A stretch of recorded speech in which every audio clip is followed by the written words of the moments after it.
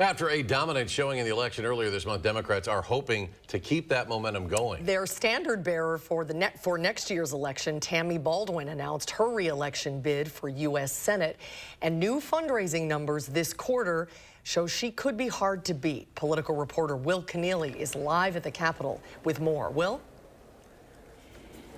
So the top line number from this morning, Baldwin raised more than $2.1 million so far this quarter. Now, if we compare that to 2 years ago with Wisconsin's other senator, Ron Johnson, a little bit different. Johnson was still mulling a run while Baldwin here is declared. Still, if you compare those 2 years, Baldwin has raised close to 4 times as much as Johnson did 2 years ago. So now that is part of the reason why political scientists say Baldwin is such a strong candidate for next year.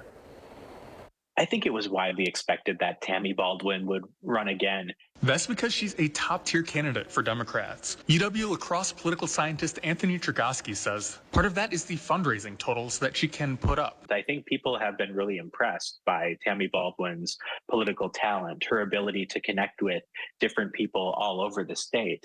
And so she can run a statewide campaign in a way that many Democrats have been criticized for not doing. And Democrats need that. They have a razor-thin majority in the U.S. Senate. Of the 34 seats up next year, Democrats have more to lose. And there's a presidential race next year. The risk for Baldwin is that she would be dragged down by Biden's low approval ratings if Biden does have low approval ratings in November 2024. But Trzaskowski says Baldwin has done a good job creating her own political brand. Now, who would challenge her?